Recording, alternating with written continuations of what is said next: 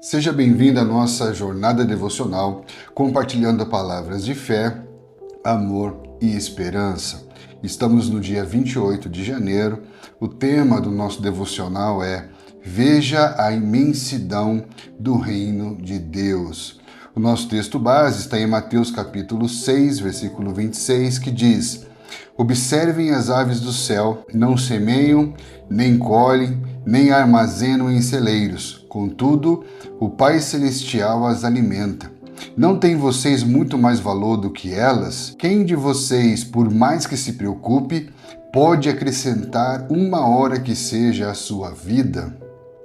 O nosso texto começa dizendo: viver na cidade pode fazer com que os nossos problemas pareçam maiores do que realmente são. O estresse diário, as preocupações e a ansiedade podem nos sufocar, fazendo com que a tristeza ofusque a beleza da vida. Em momentos assim, seria benéfico levantar os olhos para a imensidão dos céus, contar as estrelas, observar a vastidão do oceano ou assistir ao nascer do sol entre montanhas e vales. Ambientes grandiosos têm o poder de ampliar nossa visão, ordenar nossos pensamentos e diminuir nossas preocupações. Vamos fazer aqui alguns comentários sobre o nosso devocional de hoje, trabalhando essa ideia da imensidão do reino de Deus. E logo que nós pensamos em imensidão, nós também somos desafiados a pensar em limites. O que nos impede de visualizar a imensidão do reino de Deus são limitações. E eu quero pensar com vocês limites a partir de algumas perspectivas. Primeiro, a partir da perspectiva bíblica e teológica, nem todos os limites são ruins. Deus estabeleceu limites para a nossa proteção e para a preservação da integridade das relações. No Jardim do Éden haviam limites claros e esses limites eram bons, porque mantinham o homem alinhado com o propósito divino, mantinham o homem a salvo. Essa quebra dos limites estabelecidos por Deus agora vai fazer com que o homem tenha que lidar com uma condição de vida e de natureza limitada. Então, quando nós falamos de pensamentos limitados, nada mais é do que o homem ter que lidar com as consequências naturais da queda, que vai ter que lidar agora com a sua finitude, a limitação da sua capacidade de conhecer, a limitação da sua capacidade de percepção, vai fazer com que esse homem agora venha ter que buscar em Deus o transcender as limitações naturais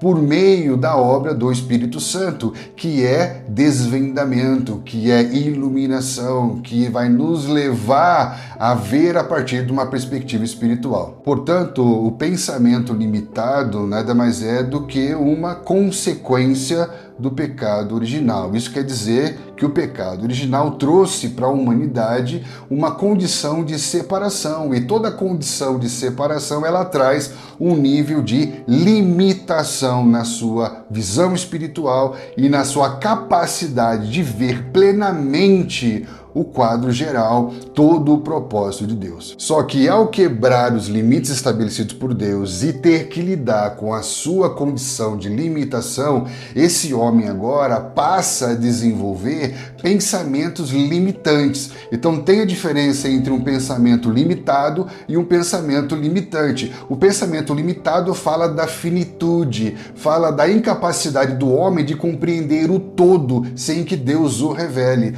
Porém, o pensamento limitante, ele, por outro lado, vai falar de limitações autoimpostas. O que significa isso? Essa limitação autoimposta, ela é problemática porque ela vai falar das barreiras mentais, emocionais, espirituais que impedem o homem de confiar em Deus. São limites criados pelo homem a partir das suas próprias vivências, das suas próprias experiências. E isso vai gerando bloqueios e o homem vai se se tornando prisioneiro do medo, da incredulidade, da falta de entendimento. Então esses pensamentos limitantes, eles acabam se tornando uma aceitação da sua condição limitada por causa do pecado. É o homem que se acomoda à sua condição limitada e ele acaba ainda desenvolvendo pensamentos limitantes a partir dessa condição. É o homem que se nega a romper com os limites a partir da confiança em Deus, em encontrar na fé, por meio da graça, um meio de superação dos limites estabelecidos pela condição do pecado. O pensamento limitante não é apenas quando você reconhece a limitação provocada pelo pecado, é quando você vive contextos de escassez, de opressão e você internaliza a ideia de que essas limitações são permanentes e são inevitáveis.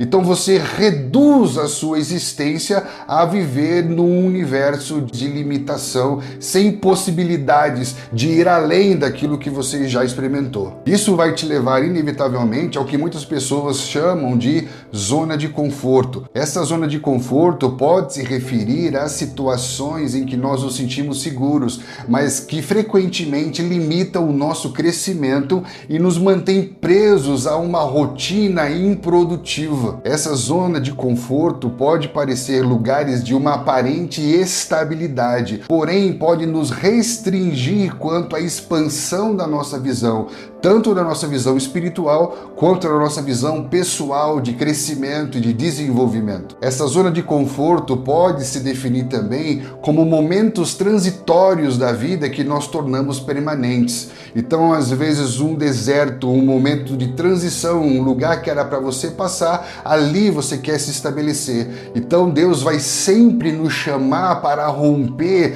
com pensamentos limitantes, para que nós não venhamos nos conformar à limitação do pecado e, por meio do Espírito Santo, vivermos além dos nossos limites em Deus, onde? Na imensidão do reino de Deus. Porque em Cristo fomos libertos da escravidão do pecado e pelo Espírito Santo fomos capacitados a viver além dessas limitações estabelecidas. Quero que você lembre comigo da história do povo de Israel quando estava no Egito. Esse é um exemplo claro de como uma vida limitante pode nos impedir de viver a imensidão do reino de Deus. E assim como nos dias de hoje, como muitos vivem nas grandes cidades num estresse diário, com preocupações, ansiedades que assumem proporções gigantescas, assim também era a vida no Egito. Ali também havia um cenário de limitações que os levou a viver uma mentalidade limitante. Em que sentidos eles viviam limitações? Primeiro, uma limitação da sua própria identidade. Por quê?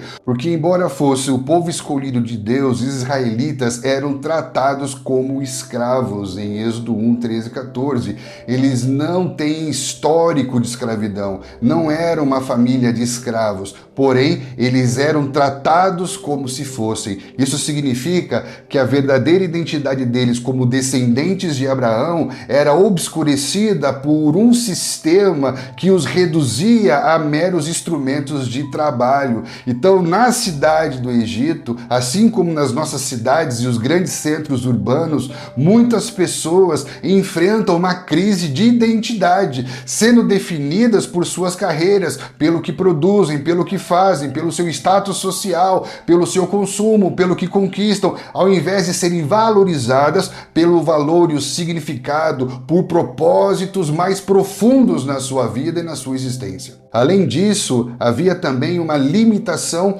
profissional e vocacional, porque originalmente eles eram pastores de ovelhas, esse era o ofício vocacional deles. Porém, os israelitas no Egito foram forçados a trabalhar fabricando tijolos para construir os armazéns do Egito e assim fortalecer ainda mais a economia egípcia como uma das economias mais fortes do mundo. Essa imposição de um sistema político, econômico e social afastava cada vez mais o povo de Israel da sua vocação original. E isso é muito semelhante com o que acontece nas cidades modernas. Por quê? Porque muitos vivem uma dinâmica de trabalho exaustiva, marcada por jornadas intensas, por uma pressão por resultados, uma busca incessante por sucesso, por estabilidade, e muitas vezes deixam de fazer aquilo que foram chamados para fazer apenas aquilo que eles ganham para fazer. E essa grande corrida dos ratos pode se tornar uma forma moderna de servidão, em que as pessoas são privadas de empreenderem a sua vocação original, fazerem aquilo que Deus realmente criou elas para fazerem. E isso vai levar as pessoas a viverem um ciclo cada vez mais profundo de frustração e de crise vocacional. Vai nos levar à próxima limitação, a uma limitação de recursos, porque apesar de trabalharem arduamente, viviam com o mínimo necessário enquanto enriqueciam o sistema opressor. Isso está lá em Êxodo capítulo 1, versículo 11. E da mesma forma hoje, os grandes centros urbanos prometem para as pessoas estabilidade financeira, acesso a recursos, conforto, mas o que acontece frequentemente é que essas garantias vão custar a liberdade pessoal, tempo, saúde física e emocional, e muitas vezes não são alcançadas. A verdade é que sentir-se seguro e alcançar estabilidade na cidade dos homens custa muito caro, se não tudo. Quando nós falamos de custar tudo, implica também custar saúde emocional, porque desde os dias do Egito havia também essa limitação emocional. Por quê? Porque eles estavam sob constante pressão, lamentando a incapacidade de oferecer talvez uma vida melhor para os seus filhos e para as próximas gerações, como você vai ver lá em Números 11, 4 a 5. Nas cidades modernas, esse estresse diário, essa ansiedade, esse esgotamento mental e emocional por tentar dar uma melhor condição para os nossos familiares tem levado muitos a sofrerem uma série de síndromes psíquicas, como burnout, depressão e toda essa pressão constante do mercado de trabalho e o anseio por ter melhores condições levam as pessoas sempre procurando responder à demanda de uma alta performance. Isso vai minando toda a energia e a capacidade de ver a vida com beleza e com significado, gerando um ciclo de desgaste que afeta profundamente o equilíbrio emocional das pessoas. Além disso, vemos uma limitação espiritual. Pessoas que vão se perdendo cada vez mais da sua identidade, do seu verdadeiro eu, perdendo cada vez mais os seus recursos e a sua saúde, vão se sentindo cada vez mais distantes das promessas de Deus para suas vidas.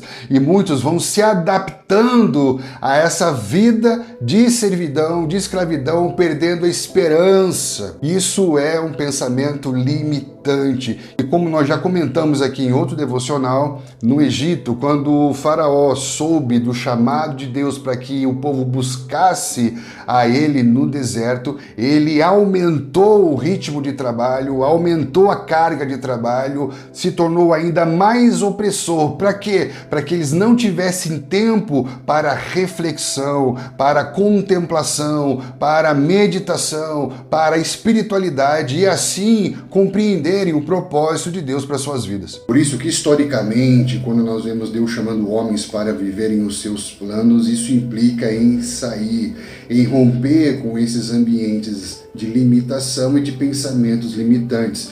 Um dos maiores exemplos disso está no próprio chamado de Abraão, que vem de um contexto cultural e familiar de limitações, e esse sair significa não só deixar um lugar geográfico, mas abandonar justamente esse contexto cultural, familiar, de limitações e de crenças limitantes. Da mesma maneira como nós vimos até aqui, dentro do contexto da saída do Egito, não representava apenas deixar um lugar geográfico, mas significava romper com o contexto cultural, espiritual, para poder viver todo o plano de Deus para eles como nação. Sair do Egito implicava romper com a ilusão de segurança que as estruturas do Egito proporcionavam. Significava romper com essa crença limitante de que não existe vida fora do Egito, de que não existe sustentabilidade fora do Egito, que não haveria como empreender dentro dos planos de Deus fora dessa estrutura do Egito. Da mesma maneira, historicamente, o povo de Deus é chamado para sair da Babilônia,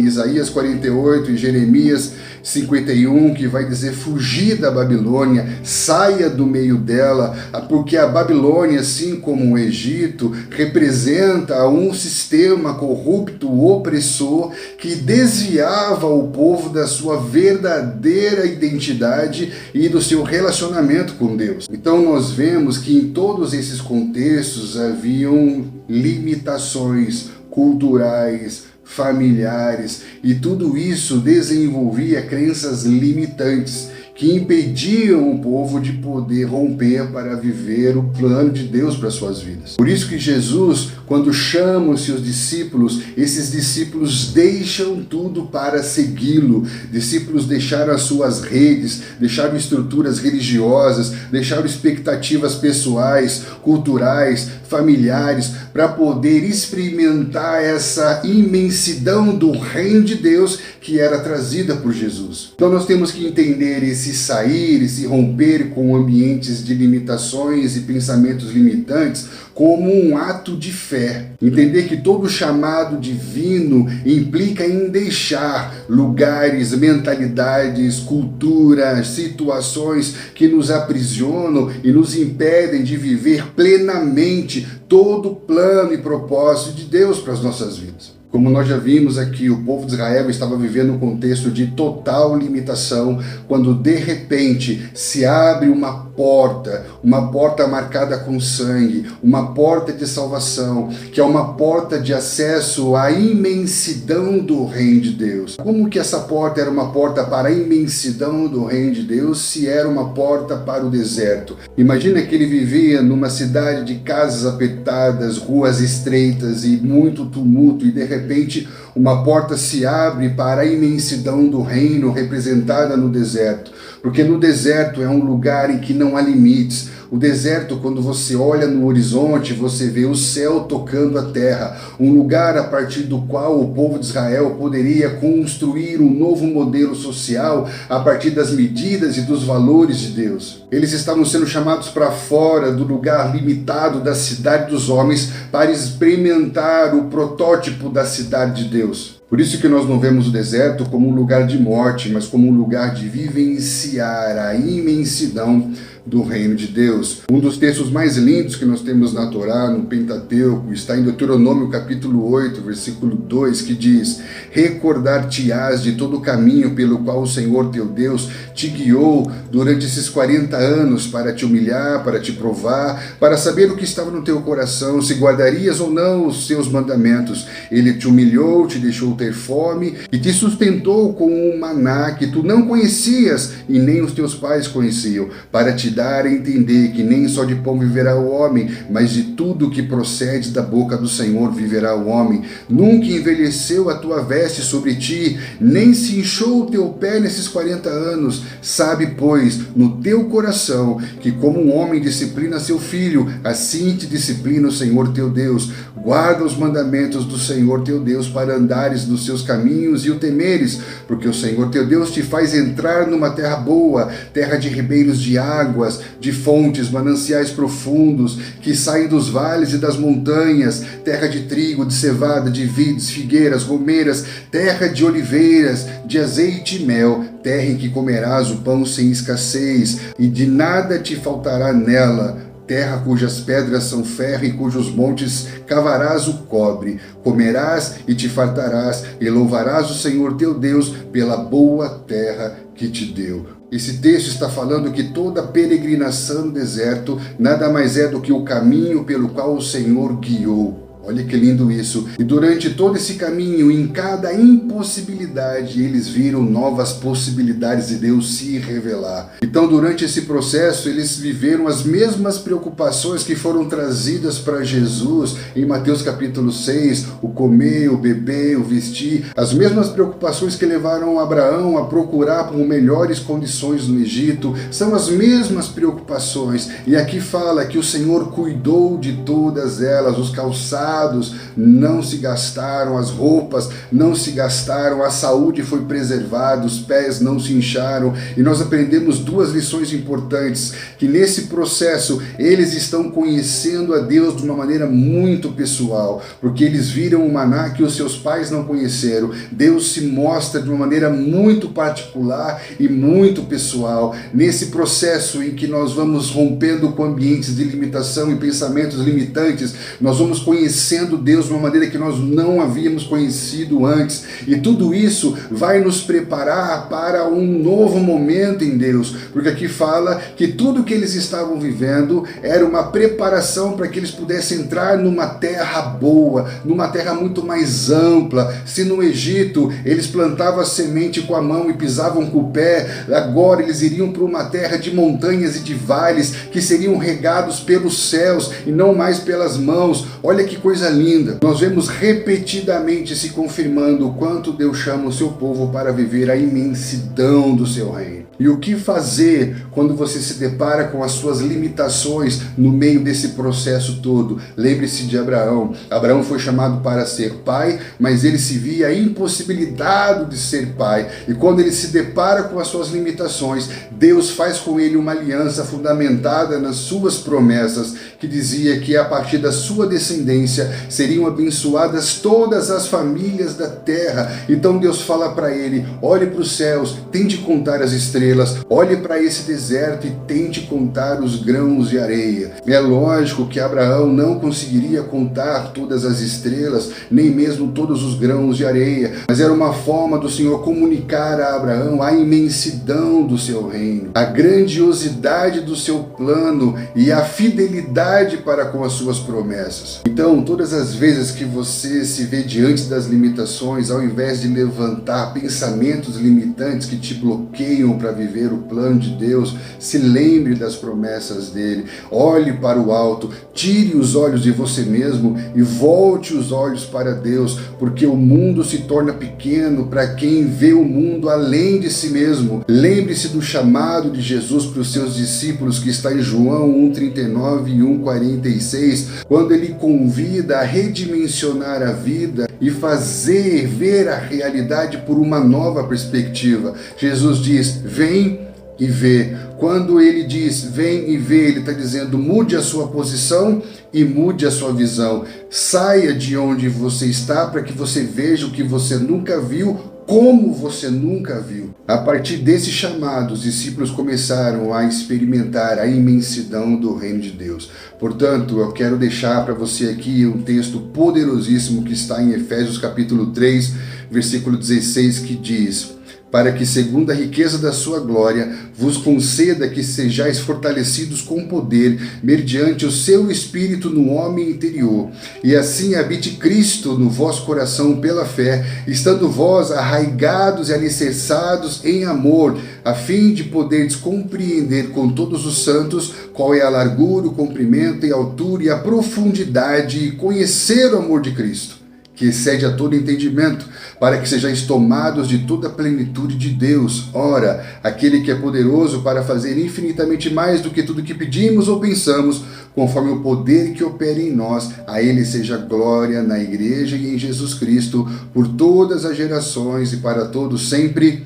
Amém. Aqui Paulo está intercedendo pela igreja para que Deus conceda a eles que sejam fortalecidos com poder no seu homem interior e que Cristo habite ricamente em seus corações e eles possam redimensionar a compreensão do amor de Cristo. Aqui fala das 4 dimensões do amor de Cristo e assim exceder a todo entendimento e serem tomados de toda plenitude. Ele está falando de romper as limitações para que você possa experimentar a imensidão do reino de Deus. E ele termina dizendo que Deus é poderoso para fazer infinitamente mais do que tudo que pedimos ou pensamos, conforme o poder que opera em nós. Que nós possamos romper com as limitações naturais da condição do pecado por meio do novo nascimento em Cristo Jesus e romper com todas as crenças limitantes para viver a imensidão do reino de Deus